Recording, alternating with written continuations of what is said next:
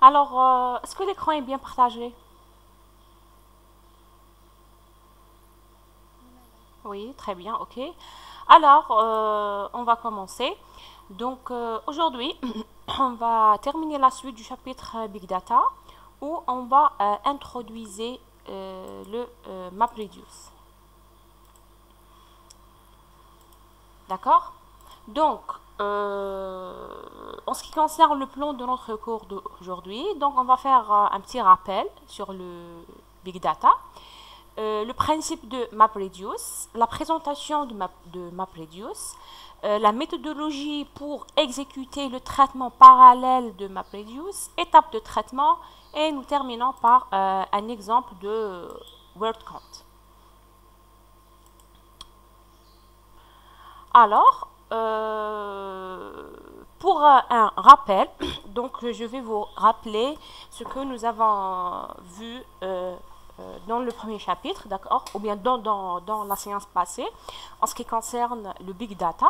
Donc les big data, donc on dit big data ou bien grosses données ou bien méga données ou encore données massives, désigne des ensembles de données qui deviennent tellement volumineux qu'il en devient difficile à travailler avec des outils classiques de gestion de base de données ou de gestion de l'information tels que nos SGBD traditionnels, d'accord? Donc, c'est impossible de travailler avec nos outils classiques qu'on a déjà vus. Vu les données tellement les données volumineuses. Donc ces grosses données, on devient difficile à travailler avec des outils classiques de gestion de base de données. Il s'agit donc d'un ensemble, c'est-à-dire le big data c'est quoi? Donc c'est un ensemble de technologies, d'architecture, d'outils et de procédures permettant à une organisation de très rapidement capter, à la fois traiter et analyser de larges quantités et contenus hétérogènes et changeants. D'accord? Donc, extraire les informations pertinentes à un coût accessible et raisonnable. Donc, on considère du big data quand le traitement devient trop long pour une seule machine. C'est-à-dire, si on parle du big data, s'il s'agit d'un traitement de données très lent, d'accord, pour une seule machine. Donc, s'il s'agit de cette situation, donc ici, on est dans le big data. Donc, pour cela, nous avons plusieurs techniques. Parmi, on a MapReduce. Donc, c'est quoi MapReduce? Ou bien, c'est quoi le principe de MapReduce?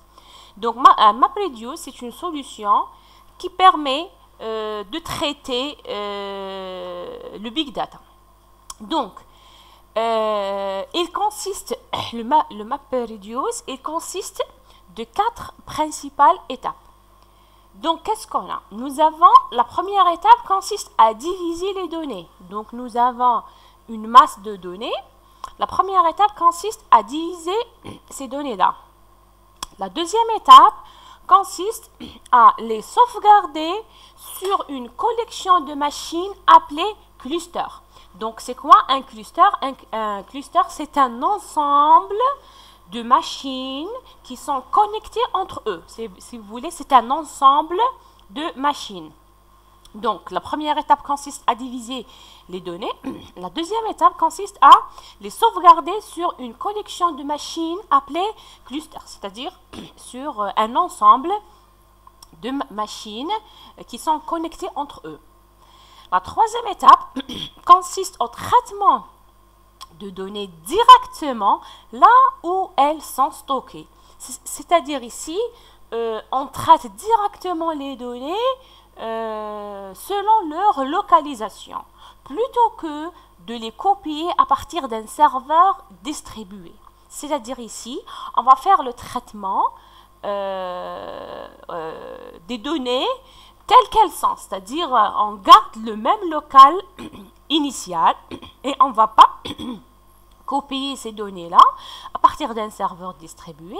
Bien sûr, pourquoi? Parce que ces données-là sont des données très volumineuses et ça coûte trop cher.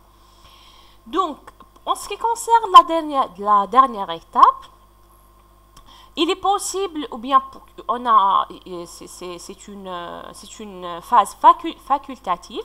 Donc ici, il est possible d'ajouter des machines à votre cluster au fur et à mesure que les données augmentent. C'est-à-dire ici, on peut augmenter, d'accord? Ou bien on a la notion de scalabilité. C'est quoi scalabilité?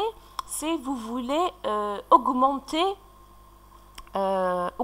un contenu. C'est pas, par exemple, je vous donne un exemple. Par exemple, nous avons un protocole qui travaille sur deux machines seulement. Si on veut passer à la scalabilité, donc en anglais c'est scalabilité et en français c'est passage à l'échelle. Donc, nous pouvons changer ce protocole-là pour que ce protocole puisse travailler sur, par exemple, 4 ou 5 machines. Donc, c'est le même principe ici. Donc, il est possible d'ajouter des machines à votre cluster. Par exemple, au début, notre cluster contient, par exemple, 10 machines. Donc, au fur et à mesure, nous pouvons ajouter d'autres machines dans notre cluster. Est-ce que c'est clair jusqu'à maintenant? C'est-à-dire que les clusters dans les MapReduce sont des clusters extensibles. Donc, on peut ajouter d'autres machines.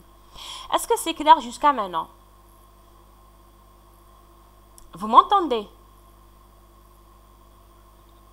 Oui, d'accord, très bien. Alors, pour définir le MapReduce, donc c'est quoi le MapReduce? Donc le MapReduce, c'est un modèle de programmation, je dis bien c'est un modèle. Un modèle, c'est-à-dire, si vous voulez, une conception. C'est un modèle, c'est-à-dire une conception, c'est-à-dire une stratégie, si vous voulez, d'accord? Et par la suite, nous avons d'autres outils qui implémentent ce modèle-là, tels que, par exemple, Hadoop. Est-ce que c'est clair? En ce qui concerne le MapReduce, donc le MapReduce, c'est un modèle, d'accord? C'est un modèle, ou bien on dit un patron, d'accord? Donc, c'est un modèle, c'est un patron. Par la suite, nous avons des outils, d'accord? Qui ont implémenté ce modèle-là ou bien ce patron-là. Alors, MapReduce,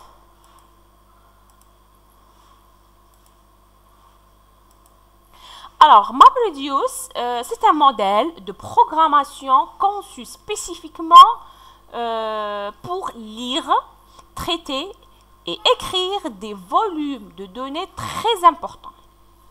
Donc, c'est un modèle de programmation conçu pour le Big Data. Donc, les programmes adoptant ce modèle-là sont automatiquement parallélisés et exécutés sur des clusters d'ordinateurs. Donc, nous avons des programmes qui adoptent ce modèle-là, ou bien des programmes qui adoptent ce patron-là. Donc, ils font quoi? Ils utilisent par défaut la notion de parallélisme. D'accord? Donc, les programmes adoptant ce modèle sont automatiquement parallélisés et exécutés sur des clusters d'ordinateurs.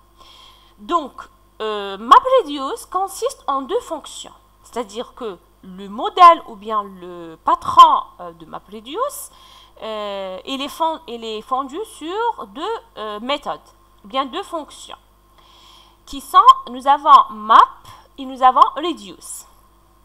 Donc, MapReduce, c'est un modèle de programmation conçu pour traiter le Big Data.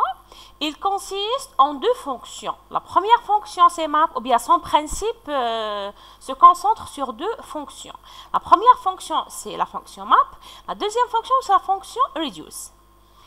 Google a introduit le MapReduce, d'accord? Donc, le modèle MapReduce a été introduit initialement par Google. où ils ont utilisé en 2007 plus de 400 terabytes de données traitées, d'accord, pendant 6 minutes. D'accord? Et ils ont utilisé un nombre moyen de machines par traitement. Donc, nous avons à peu près 436 machines qui sont divisées sur un ensemble de clusters. Donc, le MapReduce, il a été introduit au début par Google. D'accord? Pour... je connais un exemple sur Google où il utilise le big data, par exemple, pour gérer ces données-là.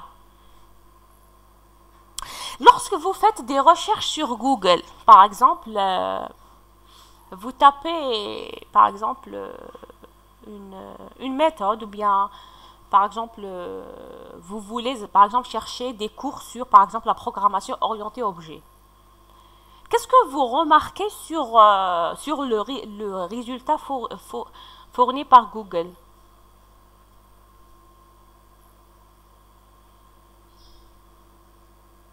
Est-ce que vous remarquez par exemple qu'il y a un certain nombre de résultats qui a été trouvé par exemple pendant par exemple la semaine dernière par exemple, ou bien pendant les 24 par exemple les 48 heures récentes par exemple.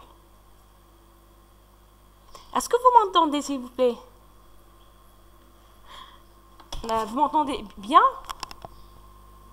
Oui, donc Google a utilisé le MapReduce, d'accord, pour gérer les données.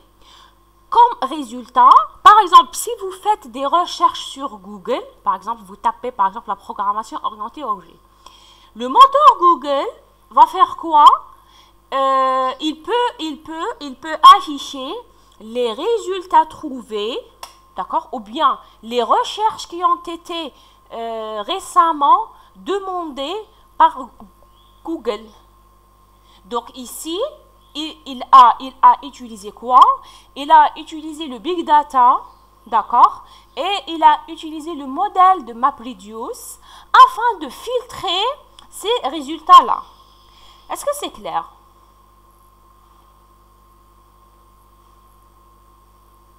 Est-ce que c'est clair, s'il vous plaît? D'accord, d'accord. Alors, MapReduce, c'est un patron d'architecture de développement permettant de traiter des données volumineuses de manière parallèle et distribuée. Donc, nous avons deux notions, la notion de parallélisme et la notion de distribution. Donc, les données sont distribuées un peu partout et le traitement va se faire d'une manière parallèle. Donc, au lieu de rassembler toutes les données sur une seule machine pour les traiter, on va les traiter là où elles sont. C'est-à-dire, on va les traiter d'une manière distribuée. Après, on fait la collecte des résultats. Donc, à la base, le langage Java est utilisé, mais grâce à une nouvelle caractéristique de Hadoop, appelée Hadoop Streaming, qui permet d'utiliser d'autres langages de programmation comme le Python, le Ruby et le langage R. Il est possible d'utiliser d'autres langages comme Python et Ruby au lieu de Java. Donc, au lieu de parcourir le fichier d'une manière séquentielle, s'il s'agit d'une machine, d'accord, ou bien s'il s'agit d'une seule machine, donc au lieu de parcourir le fichier séquentiellement, qui prend généralement beaucoup de temps lorsqu'il s'agit de données volumineuses, donc le fichier est divisé en morceaux qui sont parcourus en parallèle en utilisant le patron de MapReduce. Donc voici de quoi il s'agit d'une manière générale le MapReduce. Donc au lieu de faire le parcours d'un seul fichier, d'accord, qui est très lent par exemple, donc on fait quoi? En utilisant le MapReduce, on divise ce fichier là en plusieurs fichiers, D'accord? Ensuite, on fait le traitement d'une manière parallèle, c'est-à-dire en même temps. Donc, comme ça, on va diminuer le temps de traitement. Est-ce que c'est clair en ce qui concerne ce point-là? Le point de parallélisme. Est-ce que c'est bon? C'est bon?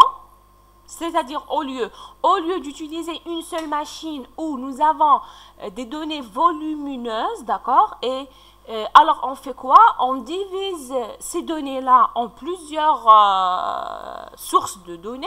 Ensuite, on va les traiter d'une manière parallèle, d'accord? En utilisant les clusters. Alors, on a dit déjà que MapReduce est composé par deux opérations ou bien deux fonctions qui s'appellent map et reduce. Donc, on va commencer par la fonction map, d'accord? Donc, map fait quoi? Map transforme les données d'entrée en série de couples, clés-valeurs. Donc, nous avons des données d'entrée, d'accord, en série.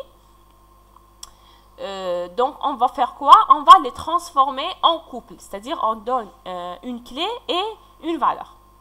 Donc, les couples et les valeurs doivent avoir un sens par rapport au problème à résoudre, c'est-à-dire si nous avons par exemple un problème à résoudre, on doit donner un sens à nos clés ainsi que nos valeurs. Donc, les données doivent être découpées en parallèle ou bien en plusieurs fragments et l'opération map est exécutée sur chaque machine du cluster sur un fragment distinct. C'est-à-dire que les données ici doivent être découpées en plusieurs fragments. Maintenant, l'opération map sera exécutée sur chaque machine du cluster. C'est-à-dire la même opération map sera exécutée sur chaque machine. Donc, voici un schéma qui résume ce que nous avons vu. Donc, regardez. Comme première étape, nous avons les données en entrée. Par exemple, ici, nous avons un fichier, d'accord, qui contient des données volumineuses. Ensuite, on fait quoi? On va découper ces données-là en plusieurs parties, d'accord, où on va traiter ces parties-là d'une manière parallèle. Donc, voici la phase de découpage de sources de données. Donc, nous avons plusieurs parties. D'accord? Maintenant, ces données-là vont être traitées d'une manière parallèle. On va exécuter le map. Donc, pour exécuter le map, le map fait quoi? Il transforme les données d'entrée en série de couples valeurs. C'est-à-dire, elle fait quoi le map? Donc, pour chaque partie de données, on va implémenter la fonction map telle que cette fonction-là va transformer les données d'entrée en un couple de clés-valeurs. Voilà, donc ces données d'entrée-là, en utilisant le map, va transformer ces données-là en un ensemble de clés-valeurs. Donc, regardez, pour la première partie du données, donc nous avons le map qui a transformé, par exemple, ce couple-là et ce couple-là. La deuxième fonction, elle a abouti à ce couple-là et ce couple, ainsi de suite. Donc, map fait quoi? Permet de transformer les données d'entrée vers un couple clé-valeur. Est-ce que c'est clair jusqu'à maintenant?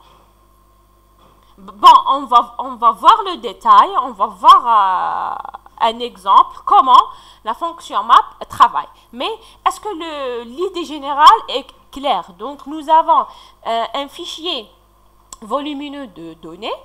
On ne peut pas le traiter sur une seule machine. Donc, on est dans le big data. Donc, on va utiliser le patron MapReduce. Alors, on fait quoi? On va diviser les sources de données sur plusieurs fichiers. Ces fichiers-là vont être traités d'une manière parallèle en appliquant la fonction map. La fonction map, elle fait quoi? Elle a comme entrée un ensemble de données et comme sortie un ensemble de couples. Est-ce que c'est clair jusqu'à maintenant le principe? Oui, madame. D'accord? Maintenant, pour la fonction reduce, c'est tout à fait le contraire de map qui permet d'appliquer un traitement à toutes les valeurs de chacune des clés distribuées produites par l'opération map. Donc, regardez ici, en ce qui concerne la fonction reduce, pour chaque couple sortant, on va appliquer une fonction reduce. Donc, pour chaque machine du cluster est attribuée une des clés uniques produites par l'opération map en lui donnant la liste des valeurs associées à cette clé. Ensuite, chacune des machines effectue l'opération reduce pour cette clé. Donc, l'opération reduce permet à partir d'un couple clé-valeur de trouver un résultat. C'est-à-dire que cette fonction reduce, elle fait quoi? À partir de ces couples résultants de la fonction map, elle va trouver le résultat final. Alors, si on veut résumer la méthodologie pour exécuter le traitement parallèle de MapReduce, donc la première étape consiste à choisir une manière de découper les données d'entrée pour pouvoir paralléliser l'opération map. La première étape, elle s'appelle split, c'est-à-dire que on est dans ce niveau-là. Donc, pour diviser les données sources ou bien les données d'entrée, pour les diviser en plusieurs parties. Donc, cette étape-là, c'est la première étape d'un processus de MapReduce et elle s'appelle split. La deuxième étape permet de définir quelle clé utiliser pour le problème à résoudre. Donc, ici, nous avons un fichier, d'accord? On a divisé ce fichier-là, c'est bon. Maintenant, il faut savoir c'est quoi le problème à résoudre. Donc, ici, dans la deuxième étape, on est dans la phase map. Donc, on est dans la phase map qui permet de générer des couples clés-valeurs. La troisième étape, c'est l'étape shuffle. Donc, ici, il faut écrire le programme pour l'opération map. Donc, ici, shuffle permet de programmer l'opération map. Ensuite, la dernière étape, c'est l'étape reduce qui permet l'écriture de programmes pour l'opération reduce. Donc, reduce, c'est la dernière étape qui permet d'avoir le résultat.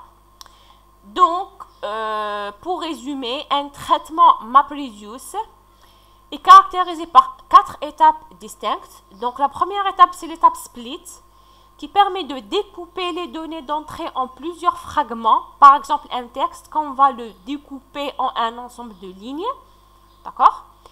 La deuxième étape, c'est l'étape map. Donc, mapper chacun de ces fragments pour obtenir les couples clés-valeurs. Par exemple, transformer ces lignes de texte vers un ensemble de clés-valeurs. Shuffle permet de regrouper ces couples-là par clé, c'est-à-dire les couples qui ont la même clé, on va les mettre dans un même groupe. Et enfin, la phase reduce permet de réduire les groupes indexés par clé en une forme finale avec une valeur pour chacune des clés distinctes. Donc, c'est une opération de calcul à partir de shuffle. Donc, chacune des tâches, à l'exception de la première, c'est-à-dire à l'exception de split, d'accord? Donc, chacune de ces 3 tâches, à l'exception de split, seront effectuées de manière distribuée. C'est-à-dire que map, shuffle et reduce seront exécutés d'une manière distribuée. Par contre, split, non, sera exécuté d'une manière locale.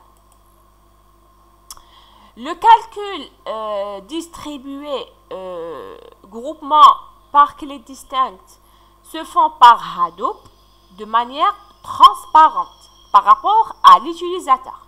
c'est-à-dire ce calcul qui sera fait d'une manière distribuée, le regroupement par clé, d'accord, se font d'une manière transparente par rapport à l'utilisateur. C'est-à-dire c'est Hadoop qui le fait. Donc, tout ça va être transparent par rapport à l'utilisateur. Il va donc l'utilisateur, donc quel est son rôle? Donc, il va se connecter à sa machine, il va faire le traitement et enfin, il va avoir le résultat en transparence. Donc, c'est l'écosystème Hadoop qui fait ça de manière très transparente. Donc, pour pratiquer toutes ces notions-là de MapReduce, donc on va étudier un exemple de word count, d'accord? Word count, qui permet de compter le nombre d'occurrences des mots dans un document. Donc, vous avez un document très long, d'accord, qui contient un document de type Big Data, ok? Et on veut savoir, ou bien on veut compter le nombre d'apparitions de chaque mot dans le texte. Est-ce que c'est clair en ce qui concerne cet exemple-là? C'est bon? Nous avons un texte, d'accord? Et on veut savoir le nombre de mots, ou bien le nombre d'apparitions d'un mot dans ce texte-là. On commence? C'est bon? On commence? D'accord? D'accord? Alors, voici par exemple le texte. Nous avons par exemple une phrase, fiha banane, pomme, orange. Une autre phrase, fiha kiwi, kiwi par exemple, orange. Et une dernière, banane, kiwi, pomme. Donc, voici le texte initial, c'est-à-dire, on est ici. On est dans le premier fichier. Alors, on fait quoi? La première étape split, d'accord, qui permet de découper le fichier en entrées. Donc, elle pose cette question-là, si vous voulez, comment découper les données? Donc, les données ici seront découpées selon le besoin, d'accord? Donc, chacune des machines doit travailler sur une partie du texte. Par exemple, on découpe le texte ligne par ligne. C'est-à-dire, regardez ici, nous avons un fichier source. C'est bon. Maintenant, on va le découper. Ensuite, chacune des machines de cluster va travailler sur une partie de cette source-là d'une manière parallèle pour gagner du temps. Est-ce que c'est clair, cette idée-là? Par exemple, j'ai ce texte-là, je vais faire quoi? Je vais le diviser sur 3 parties, où la première partie contient la première ligne, la deuxième partie contient la deuxième ligne, et la dernière partie contient la dernière ligne. Ensuite, chaque partie va être traitée par une machine à part. D'accord? En même temps. C'est-à-dire quoi? En même temps, c'est-à-dire en parallèle. Alors, voici un schéma qui résume tout ça. Donc, comme input, ou bien comme entrée, nous avons ce texte-là. D'accord? Pour la phase de split, ou bien le splitting, donc, on a fait quoi? On a divisé notre source de données en chaque ligne. Donc, chaque ligne est envoyée à un mapper. C'est-à-dire que ici, chaque ligne sera traitée par un mapper à part.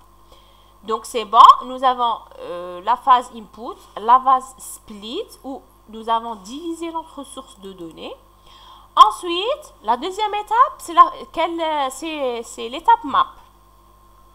Donc, l'étape map permet de déterminer la clé et définir l'opération map.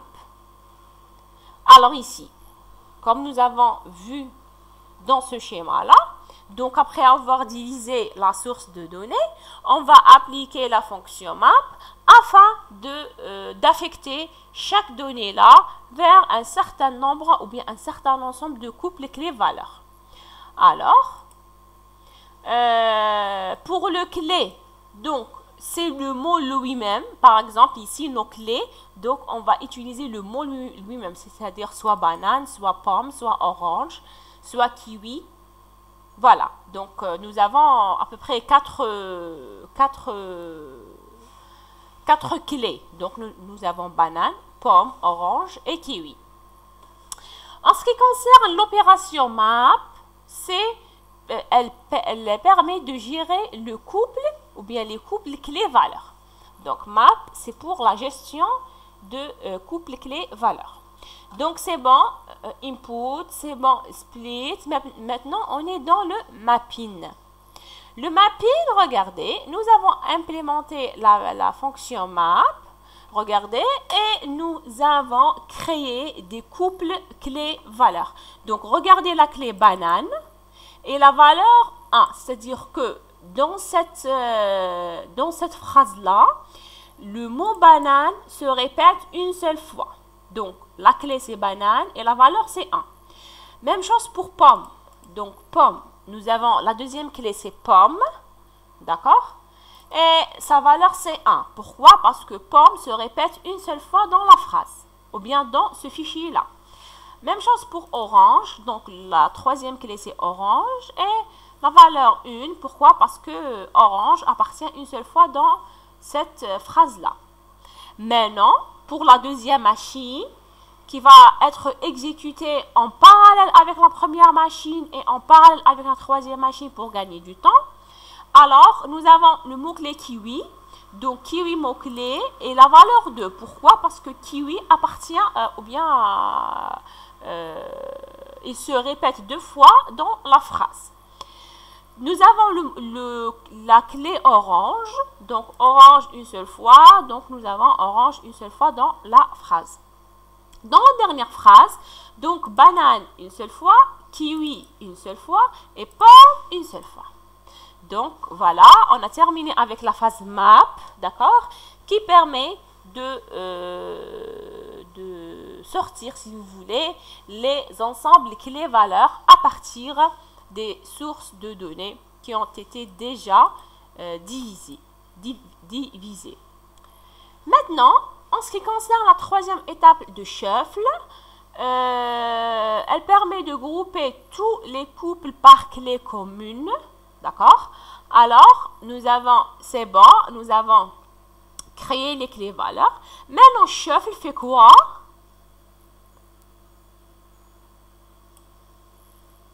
Shuffle, elle fait quoi? Donc, elle permet de grouper tous les couples par clé commune. C'est-à-dire ici, par exemple, ici, j'ai banane avec valeur 1. Donc, je crée un groupe de bananes. Donc, et je donne sa valeur avec une flèche. Ensuite, qu'est-ce qu'on a? Nous avons banane ici. Donc, nous avons banane ici avec une valeur 1.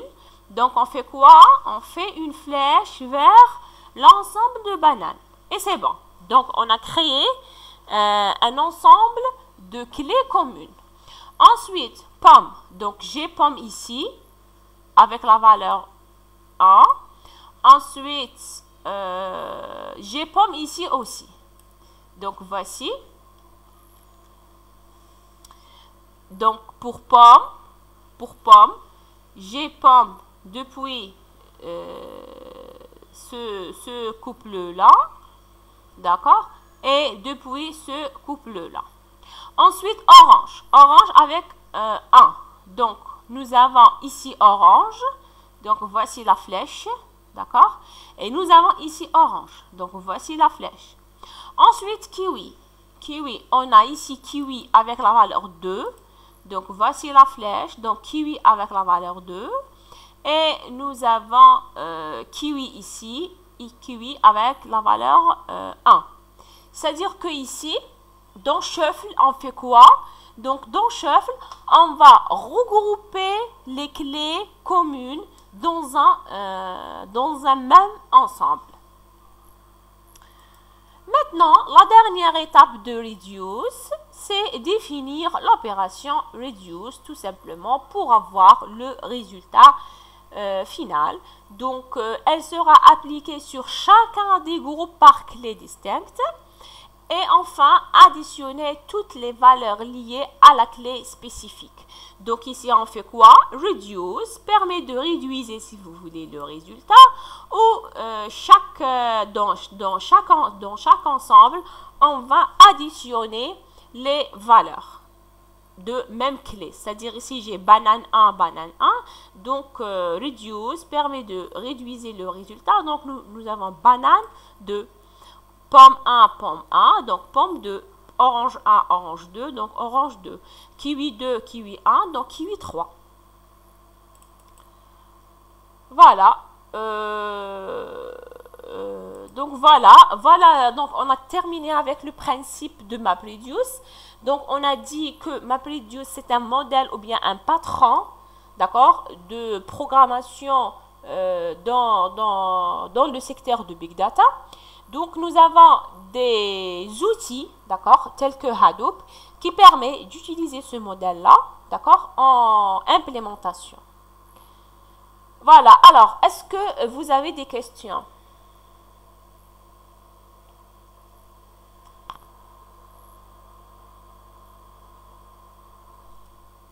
Allô, est-ce que vous m'entendez? Oui?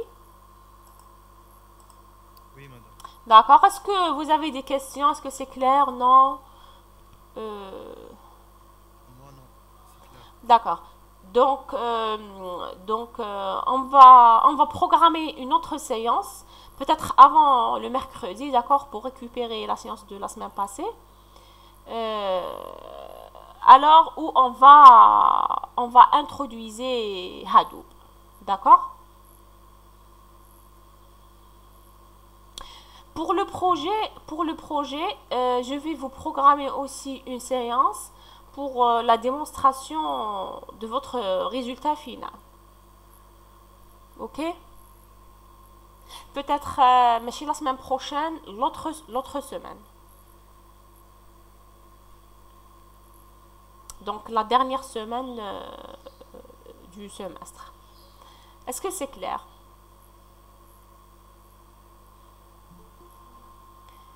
D'accord. Donc, oui? Pardon? C'est les examens. Non, il nous reste deux semaines. Non? Oui, 2 semaines. L'arrêt de cours, c'est le pour 2 juin. Donc la démonstration du projet, c'est dans la semaine, la dernière semaine. C'est dans la dernière... Voilà. Donc, regardez, nous avons... Je vais voir le calendrier. Donc,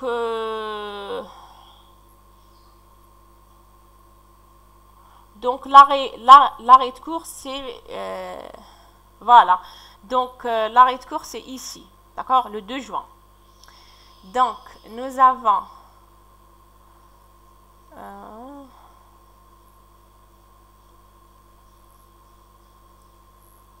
jeudi. Oui. Voilà. Donc, à partir de 29. Donc, de 29 jusqu'à le 1er.